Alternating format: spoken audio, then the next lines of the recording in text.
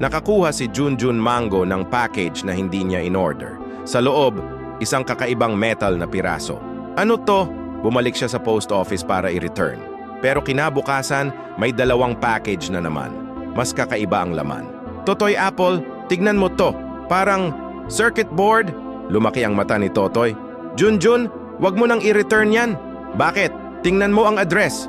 Nakasulat, Classified Operation Mind Bridge. Biglang may kumatok. Bang, bang, bang! Buksan, government agents! Nagtakbuhan ang mga prutas.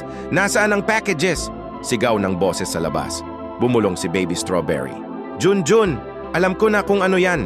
Ano? Mga parts ng secret weapon. Weapon?